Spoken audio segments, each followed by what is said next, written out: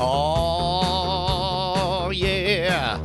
It's a Christmas miracle, even though all of you are listening to this after Christmas, because you're probably like me, because this is coming out Christmas Day. This is a bank show, man. We're recording in the middle of the day. I'm Brian Brushwood, live in Austin, Texas, joined by Justin Robert Young in Oakland, California. Oh, no, Brian, it's Christmas. No, it's not. It's like a week beforehand in the middle of the day. It's Christmas time is here. No, you got to sing.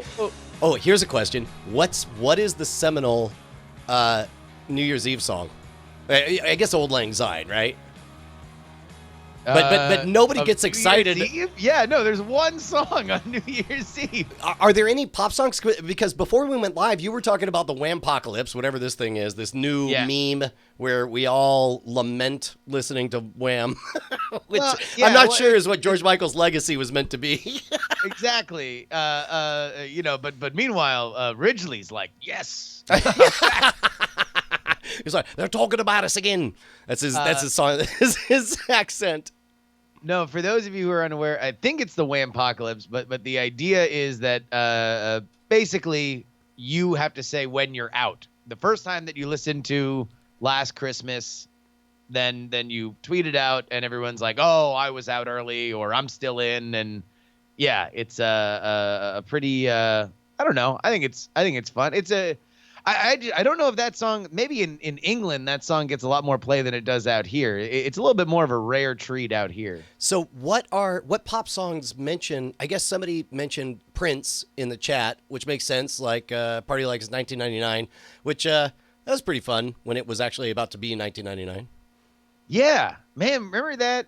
Remember, geez, we were just so washed. Remember Y2K? Like, that was a fun time. Yeah. That was like, you kind of like, I feel like we need to do that. Can we start something like that this year? That, hey, look, we might all die. Man, that was, okay, can I tell you, like, the ability to be a doomsday prepper in public without anybody really judging you was kind of great, and I'm not gonna lie, I bought a shotgun. that was or Y2K. Well, not I mean, in general, because it felt like I needed. It just happened to be December. 1999. Maybe protecting myself was on the on my mind. No, but you were like, oh, I've always wanted to try a side part, and now it's fashionable. Like, kind of, and also like I remember even in Wired magazine them saying, hey man, there's always been weirdos who think the world's going to end, but this time it's the smart dudes. So that means it's probably real. This guy's got a cult compound that's totally self-sufficient. And plus also, like, what a great narrative. That idea that there would be a wave of madness and failure and destruction starting at the international date line and just sweeping towards America is increased hysteria. Yeah, right? Because we're pretty late. Like for those of you, and we're actually recording early here, so we might actually have some European viewers here live on Twitch. But in America, we get to sort of watch everybody else celebrate New Year's. That's kind of the fun part of New Year's Day is you turn on TV and it's like, here's how they celebrated in Sydney, and here's how they celebrated in Tokyo, and here's how they celebrated in like I don't know, Belgium or some shit. And then it happens. But then it's like, I don't know, there was like that real awesome moment like before Y2K where you're just like kind of sizing people up and you're like, yeah, I could take him. I'd rob his house. Like, this is the soft spot in the mall that I can break in and rob things. I don't know where it is, but they're somewhere in this house, probably stolen by somebody who decided it was too good to let go past. But there is a photo of me wearing nothing, but they weren't tighty-whities, but they were the shape of tighty-whities. They were black and gray underwear, and me with a shit-eating crazy grin holding a shotgun, take it, and in the background, I think you can see, like, I don't know, probably Fox News on the television celebrating New Year's, and I'm like, we need to find that. I'll see if I can find that. The other missing photo is that photo from, man, it's been a few years since we've talked about it, but that bachelor party night story where I got almost put in handcuffs, almost arrested for frolicking naked in a fountain downtown. Naked in a fountain, right? Yeah. Were you naked or were you wearing a skirt? I was full on naked while I was frolicking, and I had just walked out as the cop showed up, and I jumped into the limo and put on the skirt. And that's all I was wearing when he pulled me out. It's the cops. Act normal. Put on the skirt. Yeah, soak it wet. Put on a skirt. My God. Yeah. Good memories of Y2K, largely because also it wasn't just the day; it was also the madness of the money spending leading up to it. Because I worked at Dell in those days, and every bureaucracy had a reason to request a budget increase to be Y2K compliant. Nobody knew what that meant. So they would get on the line and they're all like, man, we just gotta spend this money because we gotta be Y2K compliant. And we're like, okay, you want a webcam? And they're like, is it Y2K compliant? And they're like, yeah. And you're like, what would I do with it? And it's like, anything you want. They're like, yes. Let's go. Yeah, I'd be like, well, what do you use it for?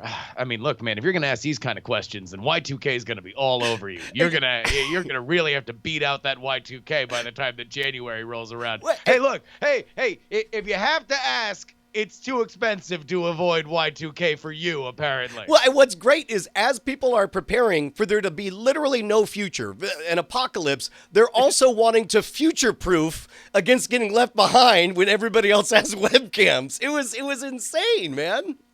It was amazing. It was just, I wonder, can that not happen now that we have a ubiquitous internet where information is shared a lot faster? Was it an artifact of its time that all we had was Katie Couric and Brian Gumbel to tell us what was happening? I would say it can happen faster than ever now because we live in this siloed bubble where people are able to, we've already programmed, many of us, our own realities by saying, show me more of this, don't show me more of that. And then all of a sudden, you know, if the smart people. There's going to be someone who's going to do the like, you're telling me that if Y2K got around today that there wouldn't be 50? Well, actually, I mean, there would. No Y2K. And in fact, computers are a myth. I mean, certainly there would be those people, but there would also be, as part of the narrative, because it wouldn't be the Y2K narrative, right? It would be something that the moment somebody tries to dismiss it, it's baked into the narrative and that's why this is true. You know, like that reverse logic thing. Like, and you know it's true because somebody's going to try to tell you that this is false. Yeah. Well, I guess, but that's the thing is Y2K was amazing because it was all encompassing. Everyone on some level understood that it was a threat. Whether or not they believed it was going to happen, they believed it enough. Everybody was on board on enough of a level that you had it affected your life. It was a conversation for all.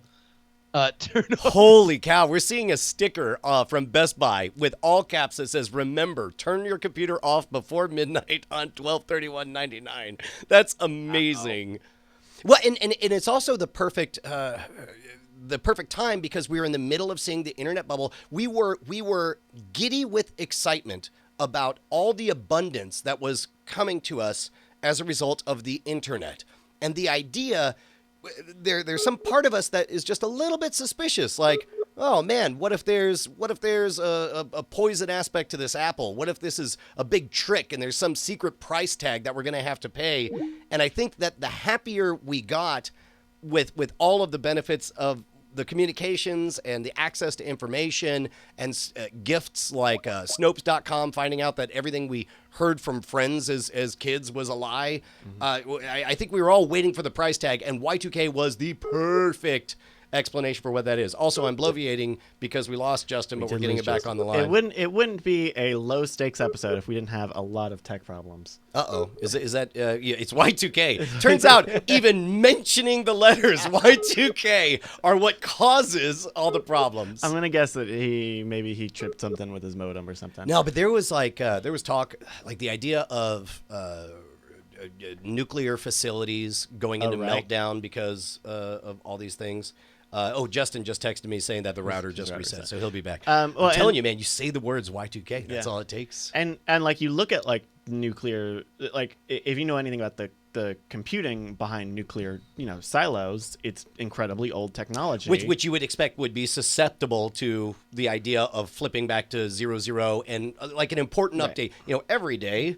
From 1967 forward, make sure to do it. And we're like, well, now it's 1900, so I won't run this security check, or I won't stop the reactor. Yeah, and BioCow mentions like people were talking about planes falling out of the sky, which, like autopilot is a thing, but it's you look.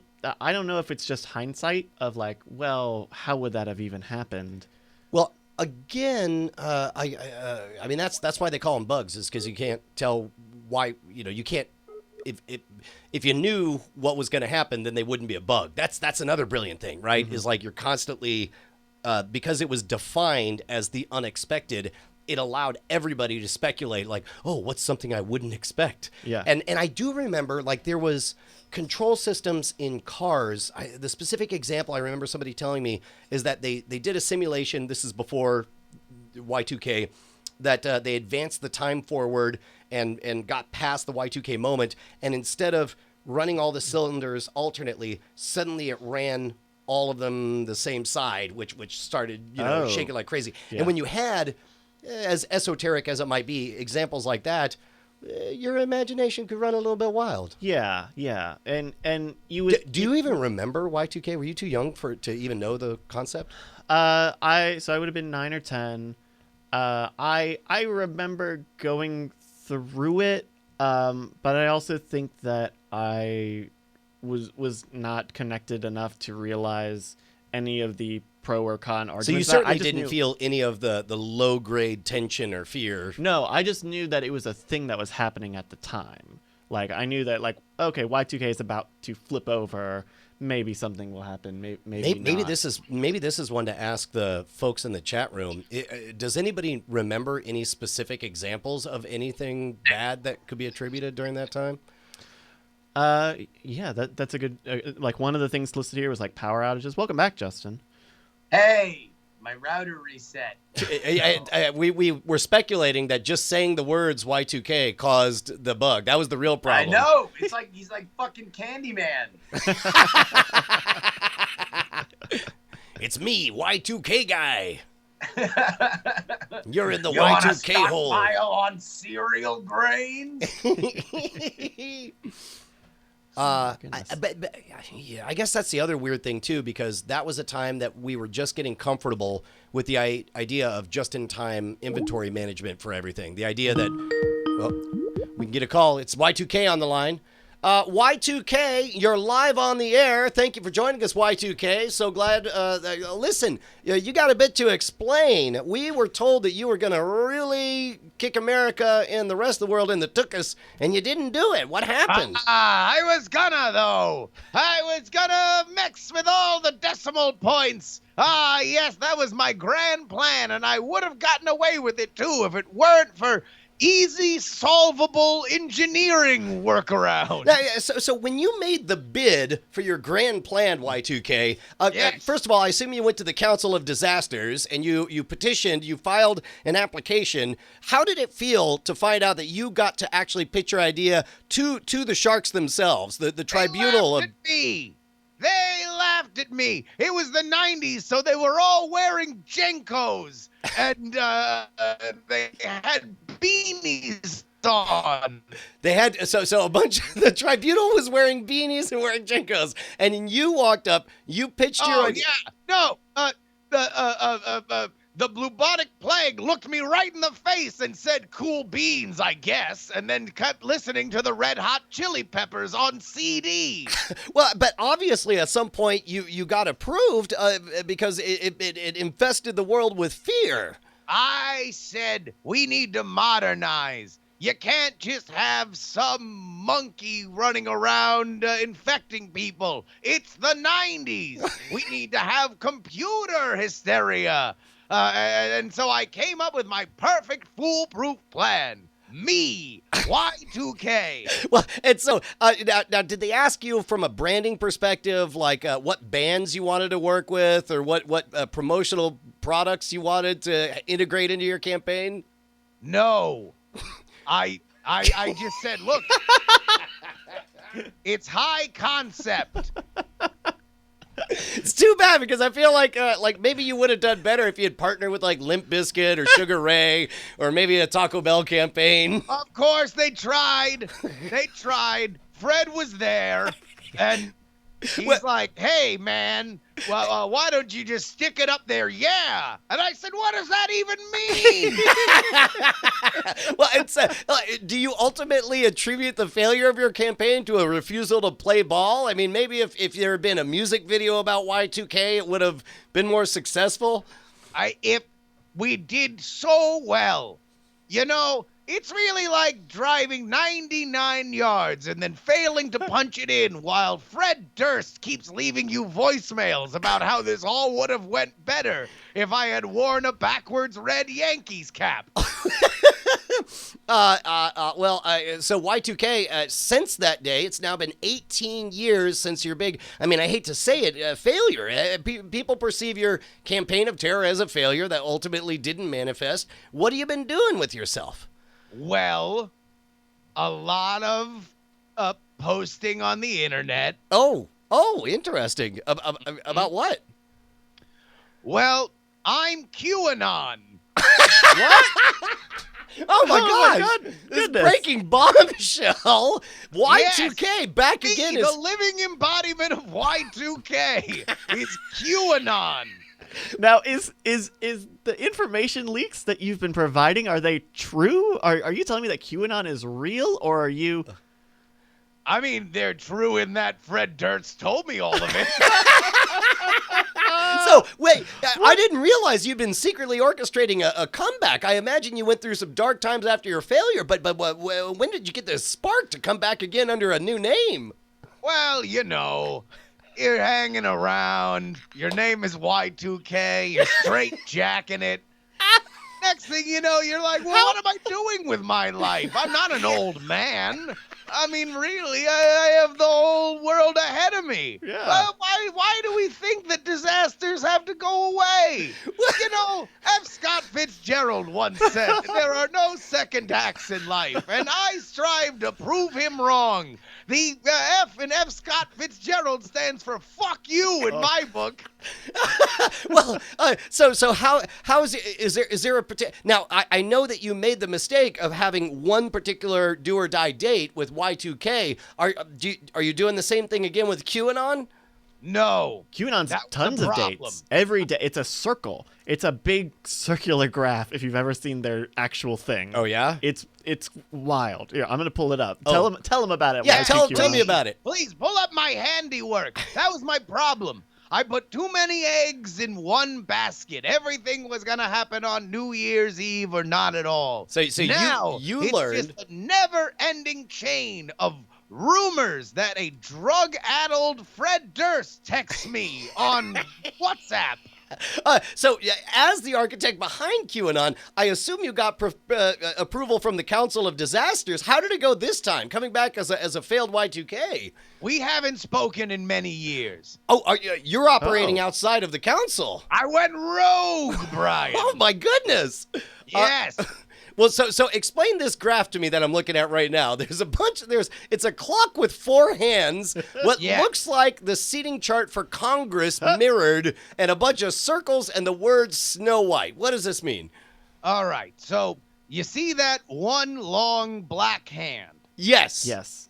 That represents all the times that Fred Durst has texted me. Okay. All right, so it's pointed to 46. Yep. So is that Yes. today?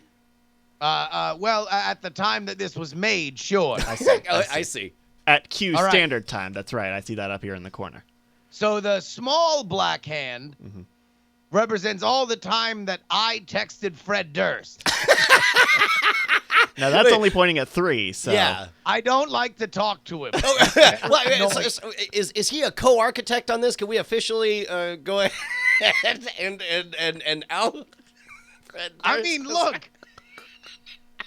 When he said, give me something to break, it turns out he meant democracy. Oh my goodness. Okay, well, okay.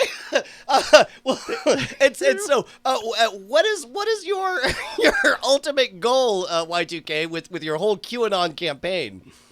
You know, it's really jazz, Brian. I'm just trying to make sure that the notes keep flowing. I like to think of myself as a modern musician. How is a modern musician different from what we would normally call a musician? A modern musician just posts bullshit on 4chan. because I would have thought jazz would be more of a classical. Your father's jazz. Oh, I see. Dude, I'm going to learn the clarinet. No, I'm here for the cool new breeze, the breeze of lying on the internet. Well, I'll tell you what, Y2K, we really appreciate you taking time out of your busy schedule working QAnon to join us. You have anything to plug? Well, you know, the 20-year anniversary's coming up, so we have a lot of special programming. Bye. Bye. All right, so long, Y2K. Wow, Slash how good QAnon. for Incredible. Y2K to call us in. I didn't realize Crazy the reach guests. of our program was so. Yeah, were we ever able to get Justin back on the Let line? me see. Let me adjust this. Oh, there we go. Oh, man. You missed it. We just had Yeah. QAnon. Oh, geez, man. I've just been standing here with perfectly still hands. If you're only listening to this, Justin's dedication to doing jazz hands that entire bit. we see him next time. He's got Popeye arms from the plexus. Hey, fun fact. I lost the thread on what QAnon was again. I know it was like an ultra-conservative, something or other You're chaos good. of campaign thing. The basic idea is that there's a secret person with Q-level intelligence dropping political info bombs on that's 4chan. right. Yeah, but basically it's like I wouldn't even say that it's far conservative, although I mean it really is just all encompassing in the fact that there is a massive conspiracy where like Robert Mueller is not really going after Donald Trump, he's really going after the Clintons, and this is a cover to eventually lead him to be able to turn over these things, and it kind of ties into some of the I don't know if it directly ties into the Pizzagate stuff, but like there's a lot of just like cabals upon cabals upon cabals, and you know at some point in the back rooms the real decisions are being made, and apparently those decisions are being leaked on 4chan. Well, which is the only sensible place to get your news, I assume. Sure. Yeah. Well, hey, tell you what, patreon.com/night. Hells yeah, man. And now more than ever, we're about to talk why Y2K. I don't know. What? I don't. There's like a half-formed joke that I was trying to think of, like what his sequel was going to be. I was hoping Y2K would come back and he'd be like, I discovered something about myself, and now I'm Y2K. growing up. Yeah, exactly, right? Like, you know, that was all really based out of tension. I was really upset. I was struggling. I wasn't, in the right headspace, but now Closet I'm great. gay people want to bring the apocalypse to the world. I got it. Okay, all right. Good stay away. Smooth, super smooth. Hey, man, now more than ever, become a patron because we're going to send you early everythings because we're going to spend a whole bunch of time talking about this new album that we've been doing in secret because nobody knew it, Justin. Nobody knew about it. How cool is that? Well, the Horse Boys knew. Oh, yeah, that's right, because we sent it to them. Because the Horse Boys wanted to do this whole bit. So if you're unaware, on our Patreon, patreon.com/nightattack, there is the highest level that you can get, and there's only 4 of them, is the 4 Horse Boys, right? And there can only be 4 of them at any given time. And so we liken them to Supreme Court justices, where it's like you should be proud. It's not a forever thing, unless you're awesome. But you should be proud of the time you served as a horse boy, and we promised that we would give you early tracks or whatever. Horse boys got a little rowdy. They started stamping their feet and neighing and dropping horse apples around. We hadn't done shit, so like that was a very high level for us to not do anything special for them. And so they were, and I think it was all in good fun. Oh, sure. I mean, they were very supportive, but also reminding us that we had made some empty promises. And just as they were getting real feisty over at horseboysunited.com, we were like, oh, hey, here's an hour and a half of raw footage of an album that we just recorded. This was in Austin. We recorded this in Austin when I came down for the Simpsons podcast to do that. And then that weekend we also recorded, all the tracks that we had. But really, it had kind of even been going on a little bit before then, because we can now reveal the theme of this album, right, Brian? Yeah, dude, it's a love letter. It's a love letter to one of Chat Realm's boldest and brightest and most talented people. Stephen Cogswell first came into our lives, 3 years ago now? And just showed up taking bits and pieces of the show and musicking them up. And at some point, it very clearly became our favorite thing. And now for 3.5 years, Yeah, no, week after week. Yeah, the first track that he did was in 2015. Holy cow. Yeah, let's take a listen to the very first one because you know, we wax improvisationally musical here, but it always sounds like garbage because we're garbage. But then he cleans it up and it sounds like this. This is Fuck Soy. Oh. MC allergy track.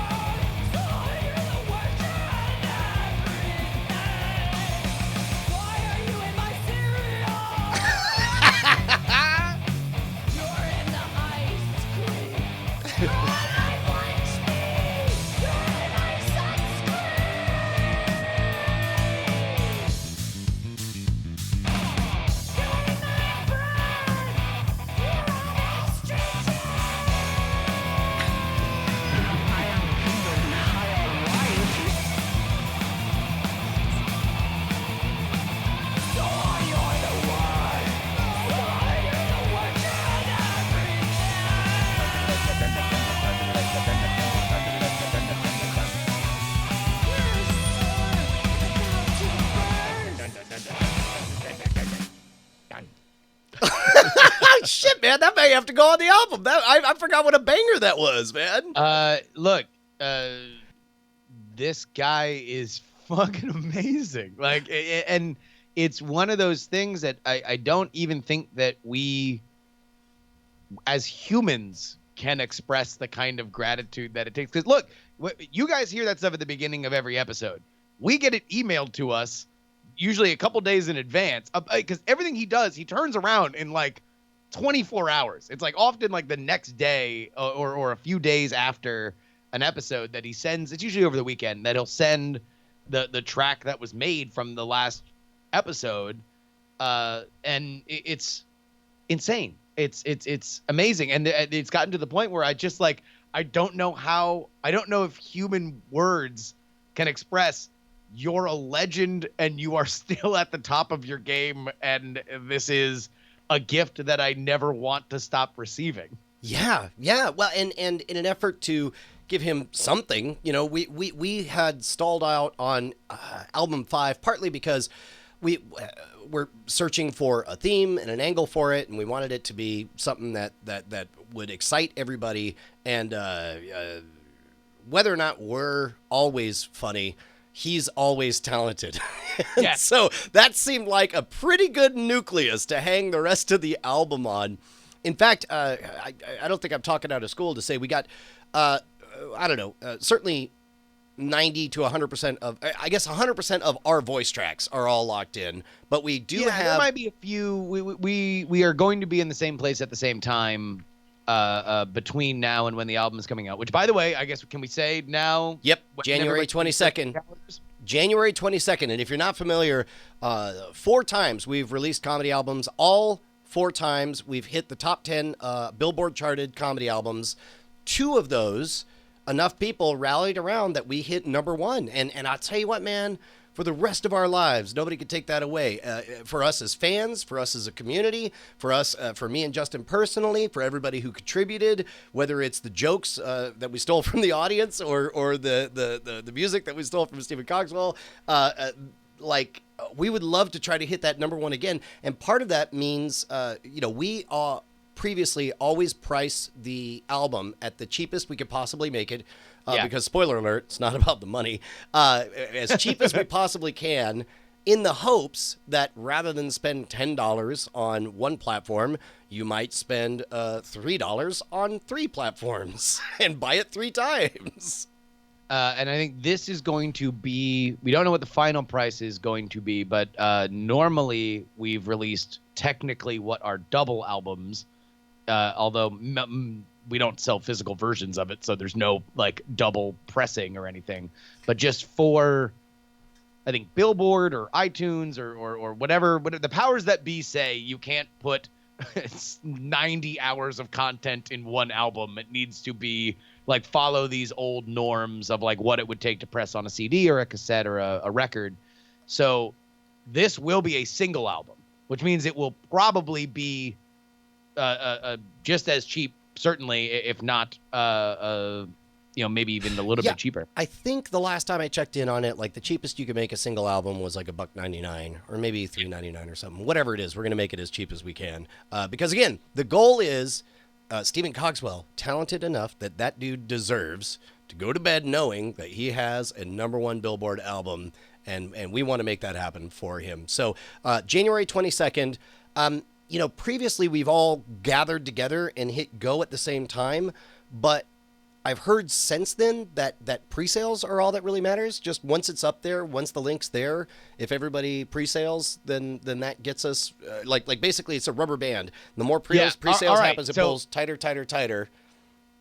There's a couple phases to this. The first phase is Brian and Justin do some shit. We did it. We did it. We did it. We are here to say, put the banner up on the aircraft carrier. Mission accomplished. Mission accomplished. We did it. Y2K defeated. No.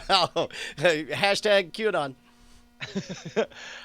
The second phase is we now need to do the night attack. Yes, exactly. We got a Chiron on the bottom that says they did it. So what needs to happen now is, I'll tell you what, if you are, because a lot's changed since we released Night Attack 3. Streaming has become a much bigger thing. We don't know whether or not we're going to release it there on the same day and date. Like, if you are in the music industry and you have ideas or answers about some of these questions, now is the time that we need everybody to rise up and not only buy the album when it is available, but if you are in this field, and I think we do have a few people. Or if you know somebody in the field, now's the time that you talk to your friends and say, who do you know that knows best practices to make sure that we're, because we don't want this to be unearned. This isn't a scam or a shenanigan. This is a coordinated. Essentially, this is a measurement of our reach with our fans and how deep of the territory in your heart have we earned that all of us can come together and make sure that we land this together. We want this to be a fun project for everybody because I'll tell you what, man, it'll probably be just over an hour long by the time we're done with it, but this album flies and it is a joy. I re-listened to it after a couple weeks break.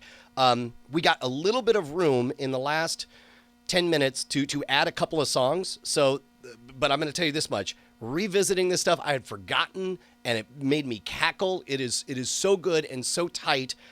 We got room to maybe add a couple of Cogswell gems that maybe all three of us, you, me, and Cogswell, have forgotten about. So now's the time. If you say, man, if you're going to celebrate Cogswell's music, this track has to be in there. This has got to be on there.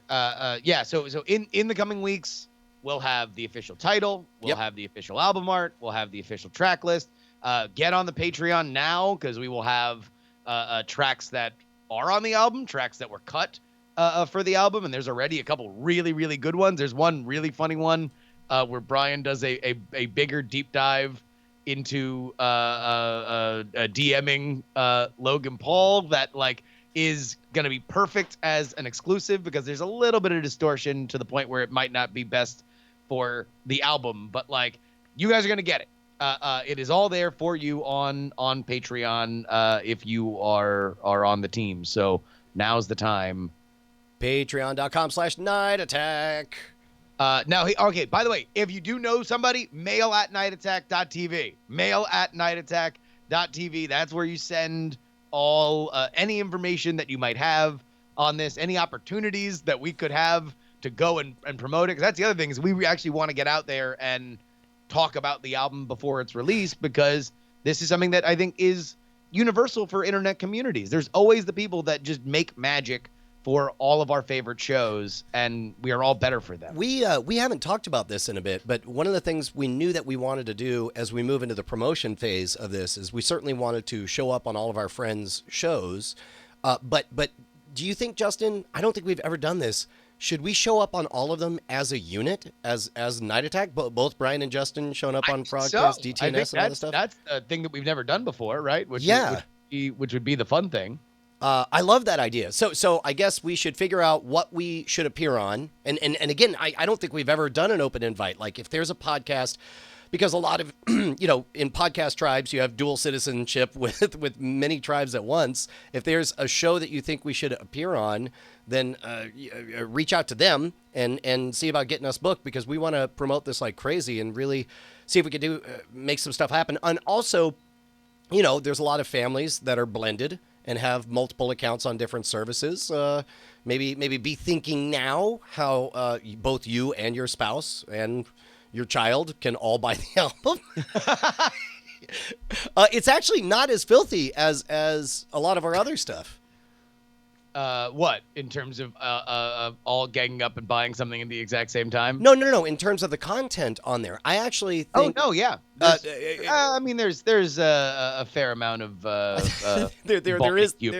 is that if you want to ride with me, you got to comb my butt hair moment. There's yeah, and then there's talk about jacking off into a fire and yeah, but it's all in the abstract. It's the whole not song about fucking your nose. That's fine. Yeah. But it's not as overly confessional as I think some of the.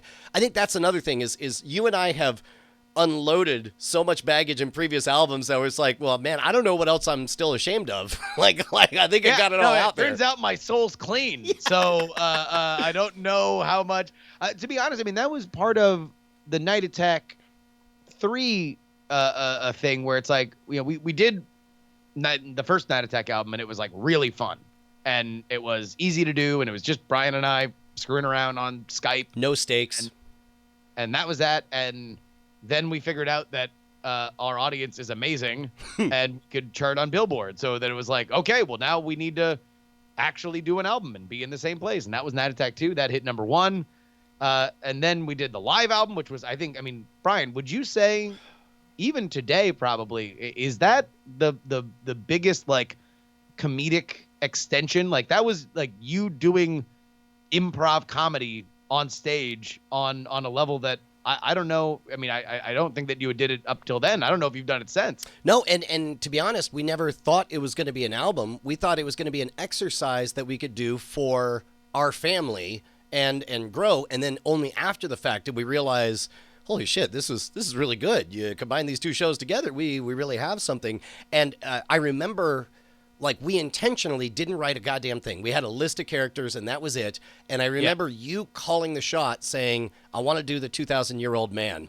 And I'll be damned if that shit didn't land as solidly as when I listened to the 2,000-year-old man. I laughed just as hard at both of them. And for that to be us is amazing. That hit number 1, too. And then with Night Attack 3, I feel like there was, like, kind of an obligation to do something. Like that was right after we had left Swit and we had like all this funny stuff with Veronica and we had all this funny stuff with Tom and we were doing some of the mixtape stuff.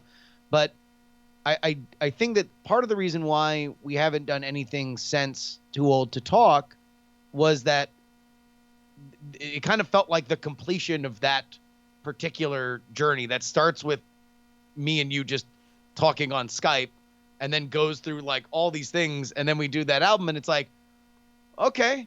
Like, between the lack of the kind of confessional, we don't have any more really insane stories, specifically because we peel them off now live for everybody, on the podcast. There was just like, okay, well, where's the there for the next thing? And I don't think we really hit on it until the Cogswell idea. Yeah. And while we're talking about Night Attack 3, and I think also that we, at that time, just either assumed or wanted to test the idea that us talking to our own tribe would be enough to launch another album at number 1. And then that's when we found out, like, oh, no. Part of the success of the previous stuff was all of the cross-promotion that we did with all of the other podcasts that are part of our extended family. But while we're talking about it, man, if anybody happens to have or remembers where the original high-resolution art for this album cover is, I desperately want to find it because it features both my kids on there, and I just love the cover so much, and I can't for the life of me find a decent resolution version of it that because I wanted to make a little thing to put on the wall for both of us to commemorate that album, and I can't find it anywhere. And really, we might have even had a shot at getting to number 1 on Night Attack 3. But we wound up launching our album literally the same day as Ninja Sex Party. Yeah. So, all right. Also, is Ninja Sex Party coming out with an album on January 20th? We need people in that tribe to let us know whether or not there's a problem with January 21st, man, or 22nd. Because that's very important. We do not want to get a Ninja Sex Party again. Yeah, okay, so... And I believe it was Starbomb. It was them and the other Game Grump guy. Oh, was it? Yeah. Okay. It was... all I know is that they were also up there. That they, like, for whatever reason... Same day. We were, like, 3rd or 4th because another older Ninja Sex Party album was also charting ahead of us because they had a new one or something. Yeah, it was like just their audience had exploded. Oh, man. Dude, I'm unbelievably excited. I'm so stoked. Yeah, so I guess number 1, advice. Number 2, everyone be thinking about what you're going to buy from where. Number 3, if anyone has that art. And number 4, let us know what Cogswell tracks you want to slot in. Basically, we have a couple of slots for People's Choice. So hit us up with some People's Choice.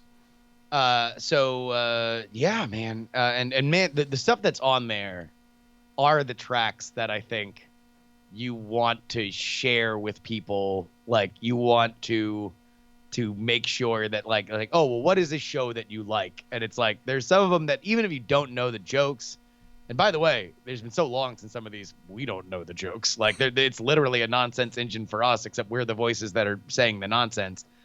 God, it's so funny. The tracks that we have on there now, I've listened to 50,000 times, which is, of course, when they're at their funniest, he said sarcastically, because if there's one thing about editing a comedy album, you lose sight of it, man. At some point, your eyes glaze over, and you're just like, I don't even. Is this funny at all? Spoiler alert! It is. I'm really, really excited about it. And also, this is a family affair. It has been edited and produced by my brother, Eric Young. Yeah, Young. Let's talk about that, because that was the perfect choice, because we wanted somebody who knew us and who had a sense of the type of humor we were, but we didn't want it to be a fan, because we feared that a fan would just be like, everything's great, put it all in there. And so instead, Eric had no context for any of the jokes. He had no context for any of the deep cut references. He gave that fresh pair of eyes. He understood the type of humor that we were aiming for and was able to objectively say, this is great. I don't know what this is. This is awesome. That's funny. Let's go. Yeah. It was, I don't know, to be honest, I think it brought me and my brother closer together, like as a family, just going back and forth on this, because he, look, he's a busy guy and he's got a family. He's got 2 kids now and everything. So there's only so much that anybody can expect my brother to like keep up with the 90,000 things that I do. Right. And this was something where he and I could kind of work on a project together, which was just, I don't know, is special. This whole project has just been something that has just been amazing to me, because it's so fun. Dude, that's fantastic. Anything else we want to say? I feel like we're just gonna overhype this. He says after 20 minutes of hype. I'm gonna prepare for us to talk about it a lot.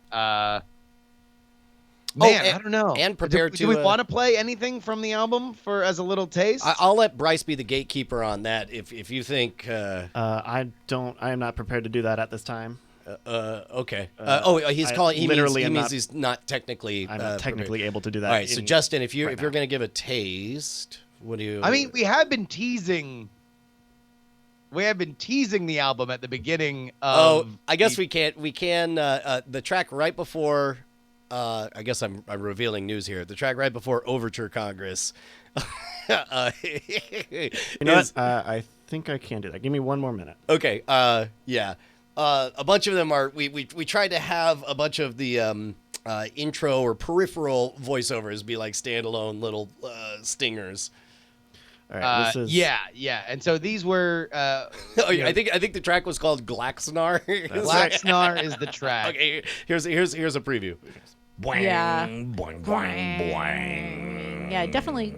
What's up, soy apocalyptic. boys? It's me, Glaxnar.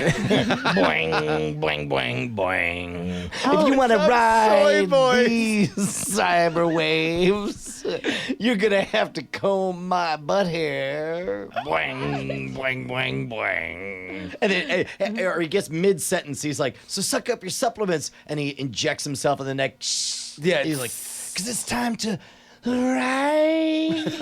Bang, bang, bang, bang. And then this plays.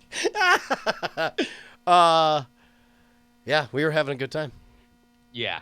No, it was great. There's a lot of Bonnie on the album too, which is awesome. And there's some old stuff. There are a few tracks, and this is going to be part of the final process, but we dug back into the stuff that we had recorded for the album that never happened, what would have been kind of like Night Attack 4, and took some of our favorites of that and put it into this mix. So there we go. All right. New album, January 22nd, unless Ninja Sex Party's releasing an album on January 22nd, but I don't think they are. And we will rock and roll throughout the next month to get the word out on that. But we really think it's awesome, and we want to share it. We're so pumped to share it with you guys. Super stoked. Man, normally we got all kinds of community business that we do right now, but maybe we could just I don't know, chase a wild beagle. I don't know where to go at this You point. want to chase Is that a a- wild beagle? Chase Yeah. a Wild Beagle. Well, that's the way Roy Williams over at the Wizard Academy puts it. He says, you chase that beagle, wherever it goes. Sometimes the most outside ideas end up being the best ones. They're beagle related. Yeah, they're beagle related. Floppy ears, pooping on the lawn. Is that what What? Snoopy a beagle? Yeah, Is he a beagle? he's a legal beagle. I mean, by which he was a natural-born American citizen. Man, that would be the most 2018 surprise of all. It's Is to find out he was here illegally. Charles Schultz in his notes revealing that he had always intended Snoopy to be an illegal alien. That would be like if a J.K. Rowling wrote Peanuts, like she would just randomly retcon like. It's like it's the Civil War of the Peanuts universe where everybody splits on two sides. But they're all Snoopy's characters. Right, exactly. It's Yeah, like- it's- Sleeping Snoopy versus the Red Bear. I would have been your Pigpen screaming, "Build a wall," and yeah. What side does Linus come down on? I think he would be the he's surprise. playing mariachi music. He's like, "Viva la raza." We see. I feel like that's too on the nose. Like you would expect Lucy to be all like, "Kick him out," but like I would love to see a twist where it's like, ironically, it's Linus saying like, "I'm sorry, we are a society of laws, and I'm afraid we have to obey them." And Lucy is just like, "I love that dog. I don't care about logic." Wait a minute. Is it coincidence that this chart you've just brought up about the Peanuts universe is the same as the QAnon? They're shockingly close. Holy shit, we just cracked the code. We found the cipher. Charlie Brown is QAnon. Take it to the bank. Oh my gosh. So what are your holiday plans? I guess we're going to talk about the past in the future now. Or the present. Yeah. Yeah, present, because it's Christmas right now. So right now, I'm not on the show. I think, I don't know, Ashley might be doing a stream. So I think we will probably be streaming a lot on twitch.tv/Healthy Addict. Charlie Brown does have a Q. He has one hair, and it's in the shape of a Q. Motherfucker. If you squint, yeah. Charlie Like Brown the is little fucking tail. QAnon. Yeah. Oh, No, goodness. that seems legit. It was in front of us the entire fucking time. When Schroeder kind of looks like Trump a little bit. Yeah, he's got a Holy Trump shit. hairstyle. Hold Oh on. my we're God! on- Lucy looks like Sarah Huckabee Sanders. Hold on. We can build this out. I'm not seeing Pence anywhere in here, which only goes to confirm that he's not part of the plan. I feel like Pence could be Linus. Oh, he's lying to us. That's why he's Pence. He's Linus. lying us. I don't know why the hell that was. Oh. Wait, is that Is that QAnon Q? calling? QAnon. It's the FBI. Hey, bro, you gotta quit that shit. Yeah, no, but then wait, no, bring that back up. Sure. Sally is Kellyanne. Is Kellyanne it too Conway. on the nose for Franklin to be Ben Carson? I mean, look, there's not a lot of choices here, so Okay. Who's Pigpen in this whole thing? Alex Jones? He's like the pariah. No one wants to get too close. He's got this cloud about him. He's got a problem because he doesn't use industrial chemicals. Well, yeah, you know, The problem is that's how they get you. You become impotent. That's why I take male enhancement propaganda deflation pills. you got to take it all natural, right? You know, look, if God was good enough to give us dirt, then who am I to spit in God's face? This is the problem with the liberals, the cabal, Dow Chemicals, Corning, the EU. They've all gotten together to scrub all of our natural barriers, which is why I'm directing all of you to go to Infowars.com/store. We sell just a bunch of dirt. Have a bunch of dirt and rub it on your face. You are going to be better, happier, healthier. They've deplatformed us. Please show them that you will not lie down. You are free-thinking patriots by rubbing dirt all over your face and body. This is the only way that they will know that the proletariat is here. We are not going to be silenced. It is mentioned in the book of Revelations, and you will know your brethren by the cloud of dirt that floats around him. And the eighth seal was opened, and thus you could smell trouble a-coming. And guess what? I am trouble. I am trouble to all of you so-called patriots who are trying to... I am a man. You will know. You will know that my cloud will get into the room before me, because you will know that death and destruction is upon you. And I'm aware that all those Hollywood liberal elites are making fun of me. Why do you think Infinity War ended that way? Everyone turning into dust. You think that was coincidence? You think that was coincidence? No. They're not even trying to hide it. They're not even trying to hide it. These motherfuckers. I'm sorry. I know they have a lot of Christian affiliates, but I'm not saying that they literally, my dirt makes my vision clear. Their mothers. Did you guys see the freak out? I don't know if this was recent, but it was posted on Austin Today, like, of Alex Jones in downtown Austin flipping out on a guy who, like, gives him the bird and then, like, runs up to him and almost looks like they're about to fight. Did you guys see this at all? Are you sure you're not describing the time Kanye rushed the president? No. Okay, go ahead. No, it's he's doing some live Periscope thing. That's why bipartisanly. Come on over here. So someone flips him the bird. Come on, coward. No. Come on. You're not an intellectual. You're a fake and a fraud. You're not intellectual. Pause. I am now the biggest fan of the way Alex Jones runs. let's back it up. He runs like the Fortnite dance. He runs like the scout. Back it up. We're going frame by frame. So number one, all right. So off camera, this has to be a while ago because he's on Periscope, which he's since been kicked off of. But so this guy flips him off, right? Alex Jones then is on the side of the road, but then the hop that this guy does, he does like a one-footed hop and then double middle fingers that midair,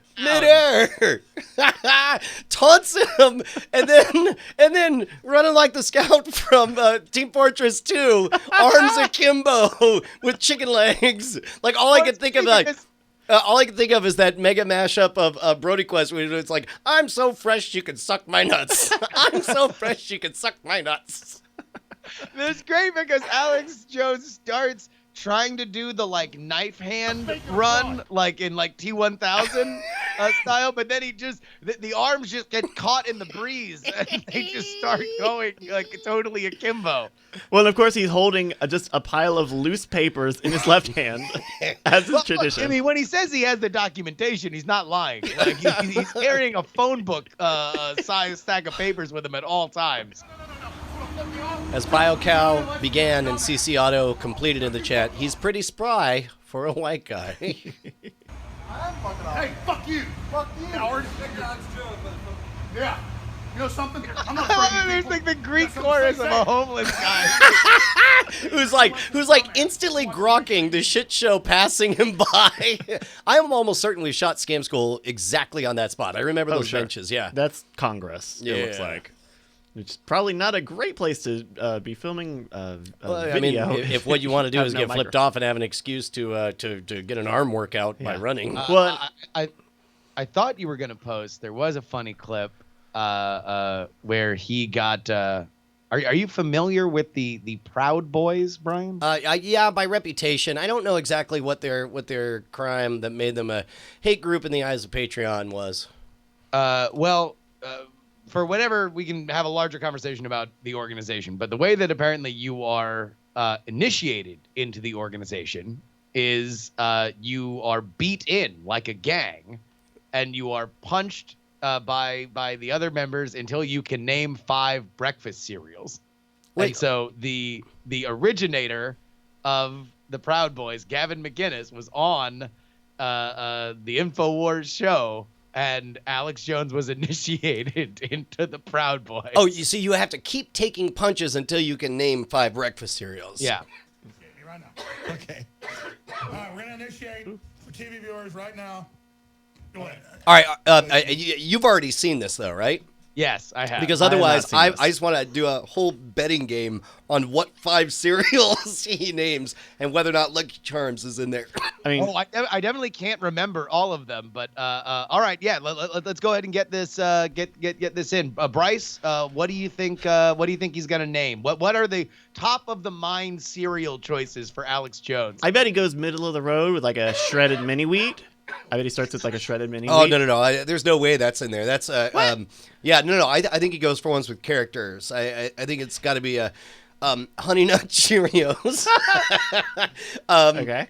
Probably, almost certainly Golden Grams, right? Because Golden Grams. Golden Graham. yeah, it's so easy to say. Impossible to. I never would have remembered. Is that still a cereal? Is Golden Grams a cereal? Oh man, are we? I didn't. I thought we we were doing friends. Yeah, wow, Golden Grams is the jam, man. That's no, different from I'm not saying it Smacks? was bad. I'm just curious. I mean, I guess I'm out of the demo that cereal is marketed to. Yeah, normally I would think of like a cinnamon toast crunch in this vertical, Huh. and not a golden graham. Oh, does he? necessarily. What do you think he gets any of the mascots? monster cereal cinematic universe? Any of the Count Chocula Your or blueberries? Frankenberry or? I bet he gets. I bet he probably does Count Chocula, or what is the cereal for that? Is it just called Count Chocula cereal? I think Count Chocula. Yeah. Yeah.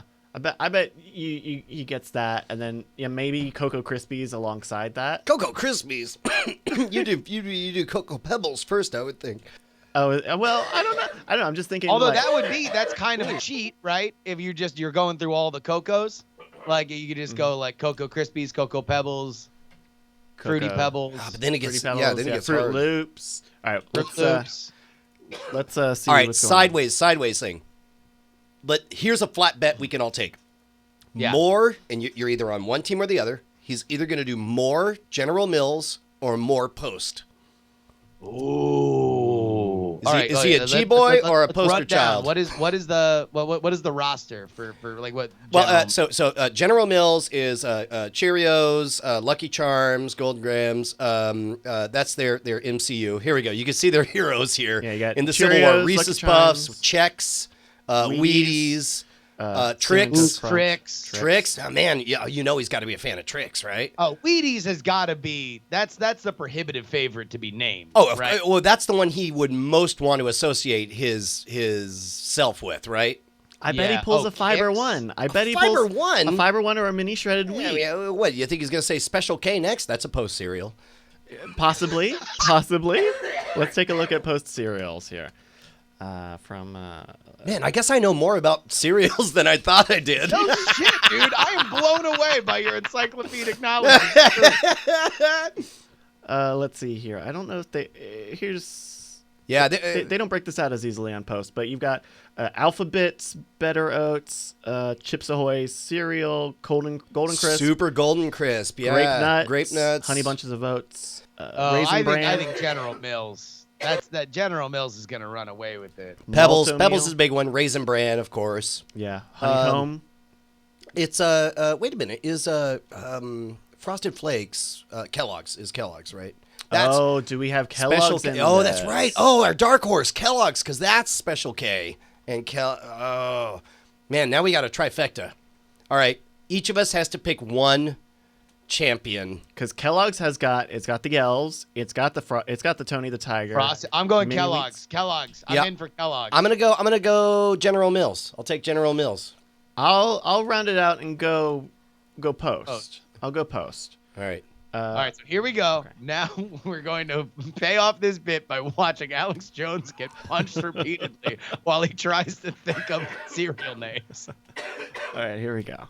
For showing us, And I refuse to apologize and I refuse to apologize for creating the modern world. for creating the modern world. Goodness Okay, you will gracious. now name 5 breakfast cereals.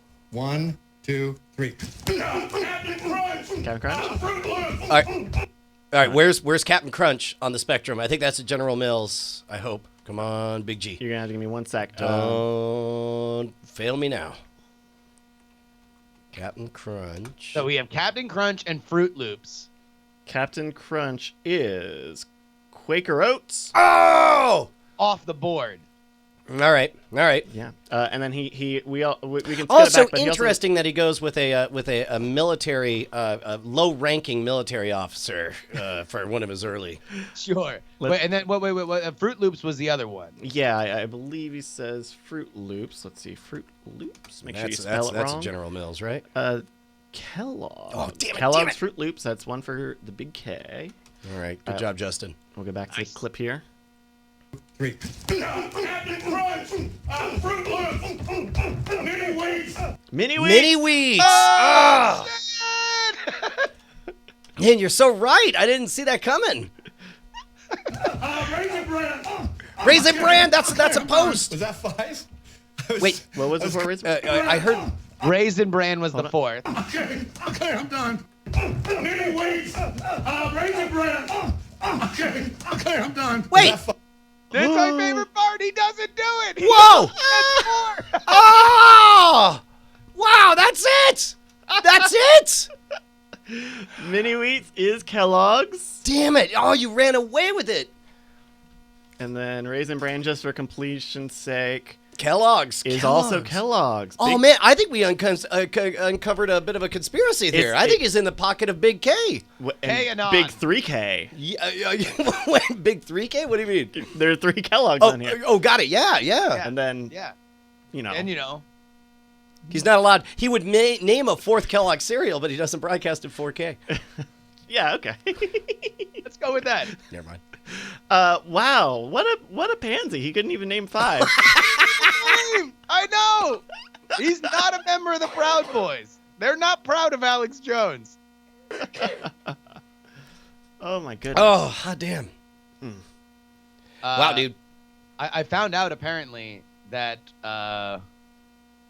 the Proud Boys were founded by Gavin McInnes initially as a joke to torment a friend of mine. Wait, No really? kidding. Yes. Like the specific person. The specific person. Yeah. So he used to do a show on Compound Media, and the TD was this dude, Ben, who was the TD for BitTorrent News, and actually was the guy who was at TwitchCon on the panel that I was on with the radio guys. Ben is a very, nebbish, kind of nerdy dude. He likes to go to musical theater a lot out in New York City. And so Gavin McInnes was apparently enjoyed taunting him by saying, "Oh, you're a young man. You should be out there crushing pussy. You should be living your life, and instead you're going to musical theater." And so he would find like really, dramatic, flitting musical theater songs to play or to force him to play and be like, "Oh, is this the kind of shit that you like when you should be out there, meeting women and stuff like that?" And one of them was the one that apparently got the biggest laugh was this song, "Proud of Your Boy," and that began the joke of we're going to start our own men's club called the Proud Boys.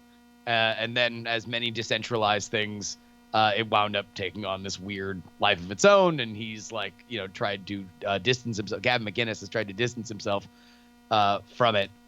But yeah, they began by just mocking Ben. Wild. That Ben liked to go to a musical theater instead of meeting girls. Wild. Man, I got nowhere to go on this. I'm out of the fringes. Well, I mean, like, look, we could find something that we could make fun of Bryce about and start our own hate group. Yeah, man, we're the charity dudes. We give to charity, unlike you, Bryce. You remember the charity dudes? Wow, how quickly the genuine injured look on Bryce's face, goodness. the betrayal. There were a lot of other ways to go before you go after my wallet. All right. And on that day, the charity dudes died. Oh, no! Yeah. Well, at least they didn't have to get banned from Patreon. Oh, my goodness, right? Oh. Oh, man. Man, I guess what are we at on time? About an hour.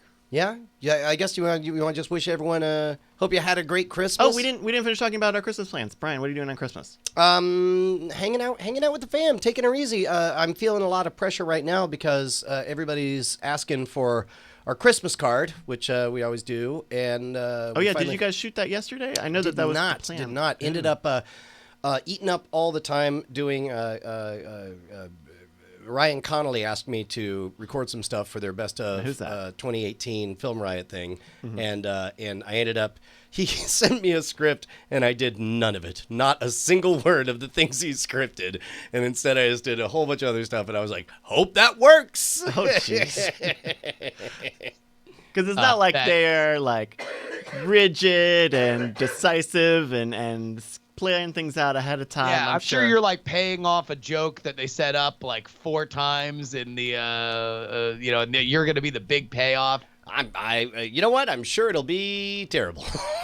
So don't worry about it. Oh my Yeah, gosh. you'll know it's terrible when the hour of footage gets reduced to An hour? Okay, look, we had to make up new bits because I wasn't Why going to could go you with this read the script. I can't believe it. Unbelievable. And it was only 4K, so it took, I'm sure, days to download. Oh my god, I'm sorry, Ryan. This is why Ryan doesn't come on the show anymore. Oh, we I got to swear fix to that. God. Also, I'm so glad that you got me your notes back on the album, because if you had told me that and you hadn't, like, there would actually be a fight. So you are famous, of course, for doing your Christmas cards with the family. Usually, like, it's a video thing that kind of goes out to not only your mailing list of friends and family, but also everybody on Twitter. Can you give us a sneak peek Do you of have what a you plan? guys are looking to do? No, we haven't started shooting yet, so I haven't picked the music. Usually, I pick the music after we shoot the project. Each one is usually us building a thing, you know. But do you And have a concept for it? Yeah, we do. Okay. Bonnie went and bought a lot of office supplies. We had this idea of just taking, in the studio over how there's that big blank wall in the back. Sure, there's a big white wall. Yeah, we were thinking of covering all of that with Post-it notes that made a big tableau, because that's something all the kids could easily, just stick stuff on, and it'll have kind of a low fidelity 8-bit thing. We'll see what that looks like. Oh, cute. So we'll probably shoot that later on tonight, and then probably I'll stay up late editing it. So hopefully it's out by the time this comes out, and then I got to go up to Dallas. I got a show this weekend. It's been a hot minute. Yeah, you were doing work on Christmas Eve. Or no, Eve. Yeah, and it sounds like an all-star cast. I'm going to get to see our friend Rudy Kobe again, which will be fun. Oh, Rudy's the best. Yeah. Rudy. So that's what I'm up to. Nice, What Bryce. about you, Bryce? You're back out east. Huh? That's right. I'm going home. I'll be in Virginia for about a week, seeing the family and some old friends who are still in the area. And yeah, just kind of, it's a sort of thing where I like going home and I like seeing the family, but also part of it is because have some disconnect from my ability to do certain amounts of work. Even if it's a little crazy ahead of time to get stuff done, I can kind of have just like uninterrupted time off because I can't do anything really. Right. But by the way, spoiler alert, the reason why my brother is editing the album is because back when we were doing the other albums, Bryce's schedule was a lot looser. And like easy. taking on fun other things was more in the sphere of things. Whereas like now, if you look at, Bryce's like weekly calendar of stuff to do, specifically now as you guys are rebooting Scam Nation, right? like there was like we're just kind of like dancing around like, oh yeah, we should probably find somebody to edit the album. And Bryce was just like, Well, and not only was that, like not only the mic. quietly backing away, but like preemptively like, hey, couldn't help but overhear you from the other side of the city. It sounded an awful lot like you might be possibly thinking about putting this in my chord. Just here to say, get bent, fuck you, double middle fingers, come at me with your run, Alex Jones. Let's go. yeah, exactly. And then Brian and I ran at him arms akimbo. You're not an intellectual. Not an intellectual.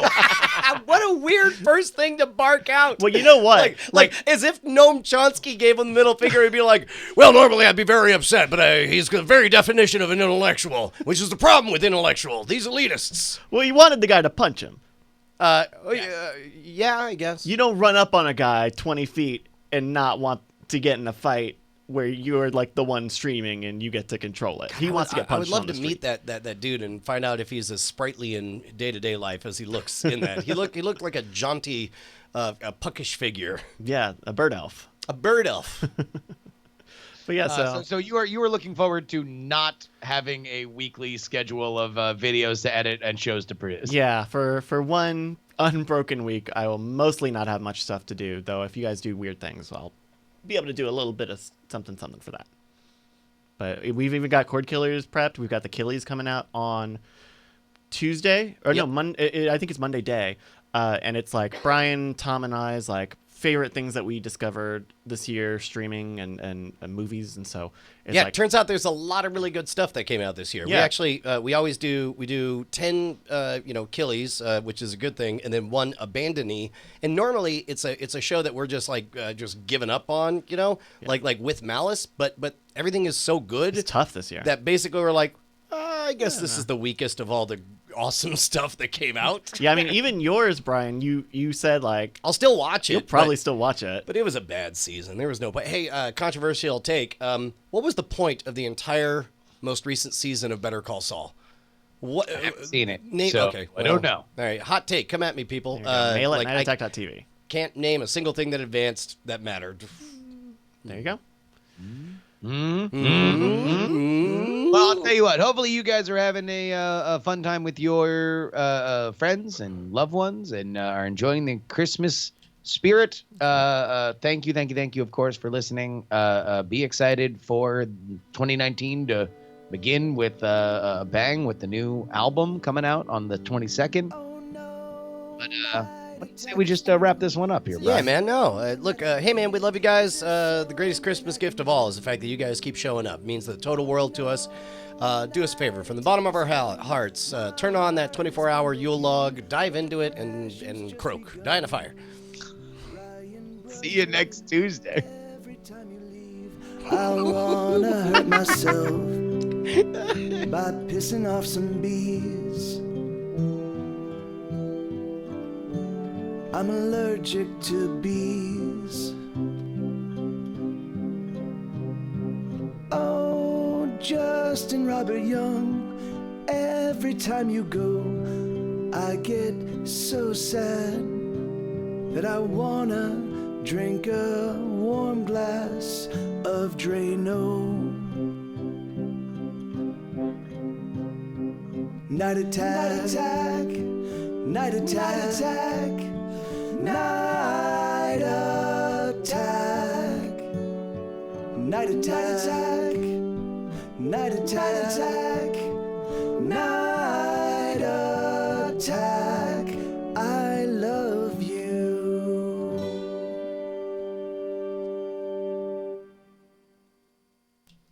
Diamond Club hopes you have enjoyed this program.